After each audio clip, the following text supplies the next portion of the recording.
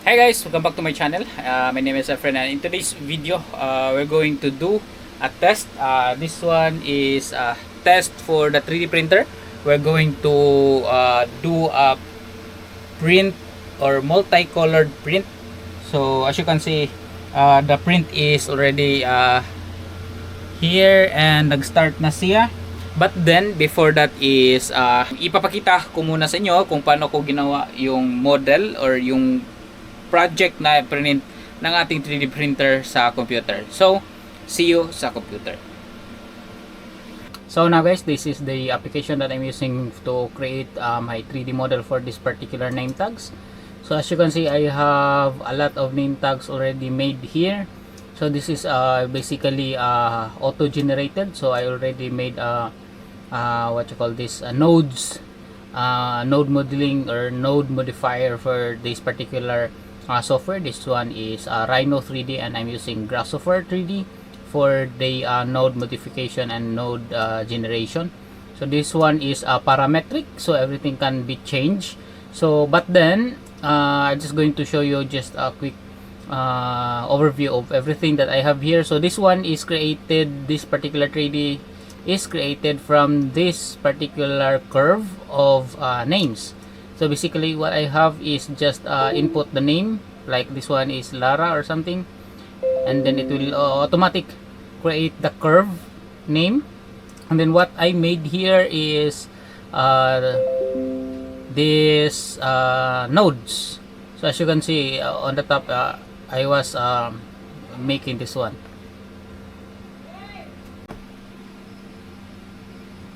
So as you can see, as I click into this particular node here, or this object curve, CRV, or stands for curve, is the curve for this name on the top portion here is selected, highlighted in green. And then I have also another one here is another curve, because the modification that I made here, there's two kind of curve, the external and the internal.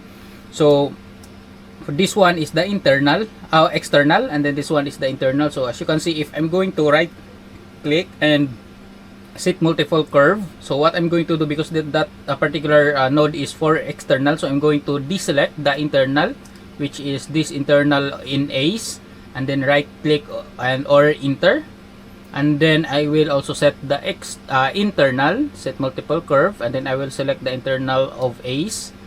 And then it will automatically generate the 3D model that I already pre-made. This one is can be modified or parametric.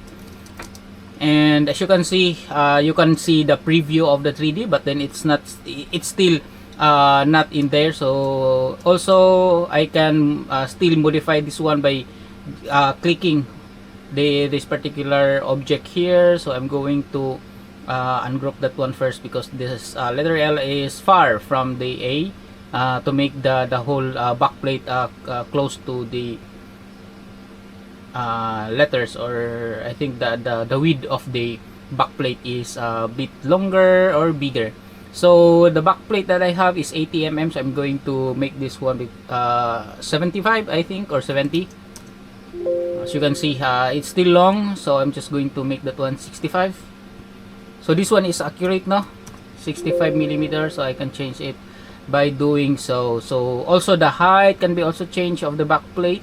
So the back plate height is 20 mm, I can make this one 25 or something like that. So after all that I want is already applied, so this is the object or the final object of this particular 3D.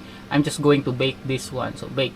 So now I can select the 3D and separate it from the parametric model. And as you can see, it is already created. The 3D model is already created. So after this one is I'm going to import or export this one in STL, so that I can do a 3D print for this one. So I have already imported what you call this, the 3D name tags that's been mistaken. So I don't know if you can see, previously I have some name tags that I printed incorrectly, because their names, there's two names, and then my son couldn't recognize the name because I'm using the wrong, or the first or the second name that's not. So now guys, this is already ready. As you can see, this one is multicolor, so the backing for this particular design is white, and then purple is the second layer, the outline of the main name, and then yung name mismo is color pink dahil this one is for girls. So now I already have this one is sliced, and all the settings are already ready.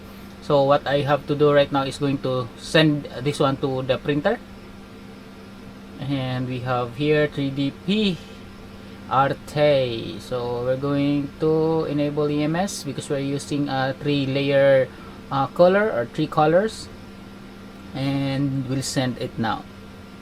And then it will prepare, and then the printer will receive this one through online or LAN, and then we'll go to the printer. So now guys, it's downloading. This is the printer.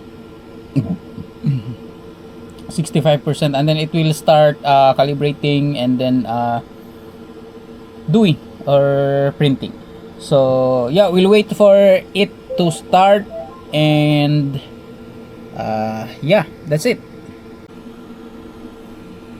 So yun guys, nag-start na yung print natin, no?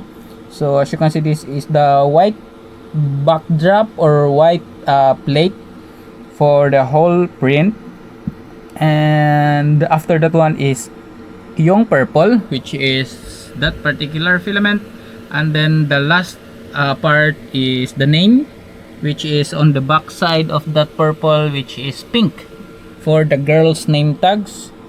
So as you can see, this one will take I think 1 hour plus, and then after that one is I will do a separate video for the boys name tags. And yeah, we'll wait for this one to be done, and this is the first layer. So let's go.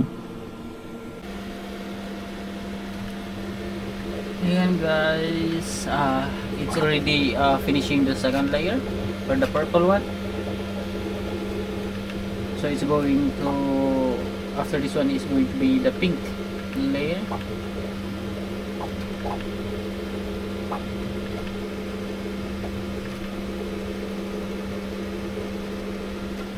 So yeah, see you again on the last layer.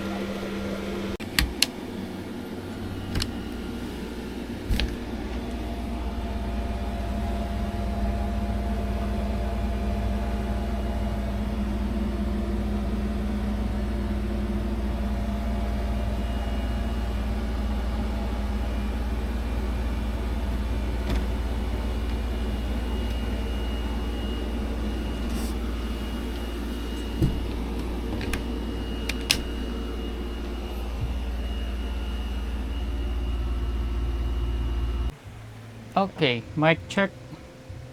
So yun guys, natapos na yung pag-print natin. Ito na yung mga samples. So ito yung mga panglalaki. Ito yung backplate nya, white, then blue yung second background, and then yung actual name is blue. And then for the girls, ayan, white yung background, and then purple yung second, and then yung pinaka name talaga is ayan, so pink, or actually yung ang ano dito is fuchsia yung pangalan ng filament na nabili ko sa Shopee. And then yan, nilagyan ko na rin sila ng mga mga keychain holder. Yan, mga keychain holder. And also meron pang natira dito na mga keychain, name keychain. So maglalagay or lalagyan ko lang sila ng ng mga keychain holder or keychain, yung chain mismo. And yeah, so simple lang siya. So dahil sa design natin is meron tayong butas or parang eye dito sa taas, and then ipapasok lang natin itong maliit na bilog dito. Oops. And then teka lang, ayan, nakapasok na. And then itong keychain is ipapasok din natin sa nakanganga na bilog na kadena, and then i-press lang natin gamit tong pliers. Ayan, tightly press just for the small this metal ring na mag-close siya, and then I think this one is solid. So ilalagay din natin itong isa. Ito medyo malaki yung butas ng kanyang ring, so I think mabilis lang. Then putting the chain, yan, and then pressing it with these pliers. Okay, so yan. So yan guys, so di ko na to tapusin tong dalawa kasi I think this one is enough. So kitang kita nyo naman, ito na yung mga final output ng ating ginawang 3D printed na mga name keychain. Yan. So I don't know if makikita nyo ba kung gaano kaganda yung quality ng pagka-print niya. So yan. So actually napamigay na namin yung ibang pangalan kasi today is actually Friday, and yung namigay kami ng mga giveaway na keychain is nung Tuesday.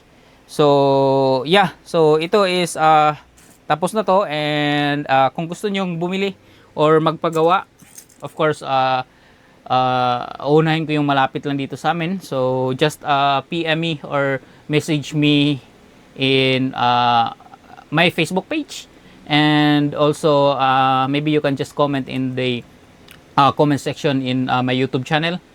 For my Facebook page, you can message me in ArteDesign&Fabrication. So you can give me a message or directly message me through there, and yeah, just let me know kung gusto niyo magpagawa nito. So yeah, so yan lang guys for this video, and we'll see you for another 3D printing DIY and a lot of projects coming in the future. See you. Bye bye. Thank you.